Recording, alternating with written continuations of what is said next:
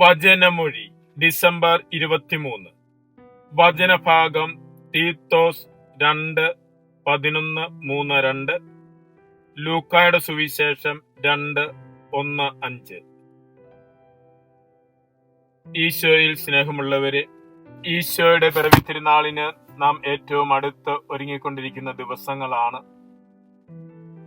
ഇന്ന് സുവിശേഷത്തിൽ നാം കാണുന്നത് യൗസേ പിതാവ് പൂർണ്ണ ഗർഭവതിയായ മറിയത്തെയും കൂട്ടിക്കൊണ്ട് ഗലീലിയായിലെ നസ്രത്തിൽ നിന്ന് യൂദയായിലെ ബേത്ലഹേമിലേക്ക് യാത്ര തിരിക്കുന്നതാണ്.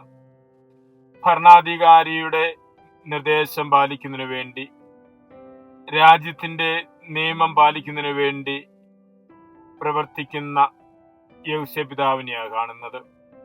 ചക്രവർത്തിയുടെ നിർദ്ദേശമനുസരിച്ചാണെങ്കിലും നസ്രത്തിൽ നിന്ന് ബേത്ലഹേമിലേക്ക് വരുന്ന യൗസേപ്പും മറിയവും പ്രവാചകന്മാരുടെ പ്രവചനങ്ങളുടെ പൂർത്തീകരണത്തിന് വേണ്ടിയുള്ള ഒരു യാത്രയാണ്.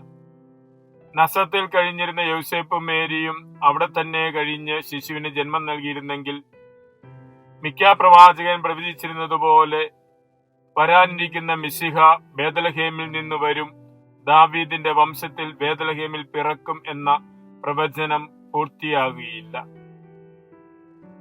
ബാഹ്യമായി നോക്കുമ്പോൾ രാജാവിന്റെ, ചക്രവർത്തിയുടെ നിർദ്ദേശം പാലിക്കുവാൻ വേണ്ടി പ്രവർത്തിക്കുമ്പോഴും അതിനും പിന്നിൽ ദൈവികമായൊരു പദ്ധതിയുണ്ട്.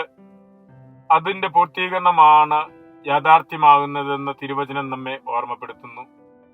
രാജ്യത്തിന്റെയും സമൂഹത്തിന്റെയും പൊതു നന്മയ്ക്ക് വേണ്ടിയുള്ള നിയമങ്ങൾ, നിർദ്ദേശങ്ങൾ അനുഷ്ഠിക്കുന്നതിലും പാലിക്കുന്നതിലും ദൈവികമായൊരു പദ്ധതി കൂടിയുണ്ട് എന്ന് തിരുവചനം നമ്മെ ഓർമ്മിപ്പിക്കുകയാണ്. പൗലോസ്ലീഹ തീത്തോസിന് എഴുതിയ ലേഖനത്തിൽ നിന്ന് നാം ഇന്ന് ശ്രവിക്കുന്നിടത്തും,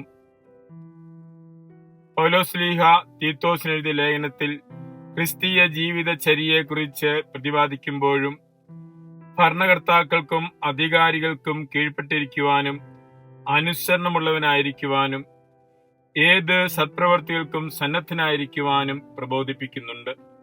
ഈശോ മിശിഹ എല്ലാ തിന്മകളിൽ നിന്ന് നമ്മെ മോചിപ്പിക്കുന്നതിനും സത്പ്രവർത്തികളിൽ തീഷ്ണതയുള്ള ഒരു ജനതയെ തനിക്ക് വേണ്ടി ശുദ്ധീകരിക്കുന്നതിനുമായി നമ്മെ പ്രതി തന്നെ സമർപ്പിച്ചു. മിശിഹായുടെ സമർപ്പണത്തിന്റെ ലക്ഷ്യം എല്ലാ തിന്മകളിൽ നിന്നും നമ്മെ മോചിപ്പിക്കുന്നതിനും സത്പ്രവർത്തികളിൽ തീഷ്ണതയുള്ള ഒരു ജനതയായി നമ്മെ രൂപപ്പെടുത്തുന്നതിനും വേണ്ടിയായിരുന്നുവെന്ന് പൗലോസ്ലീഹ ഓർമ്മിപ്പിക്കുന്നു.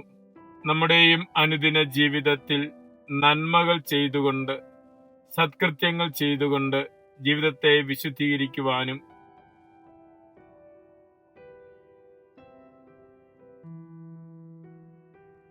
പൊതുനന്മയ്ക്ക് വേണ്ടിയുള്ള രാഷ്ട്രത്തിന്റെ നിയമങ്ങളും നിർദ്ദേശങ്ങളും വിശ്വസ്തയോടെ പാലിക്കുവാനും പരിശ്രമിക്കാം. മിശിഹ നമ്മെ അനുഗ്രഹിക്കട്ടെ. ആമേൻ.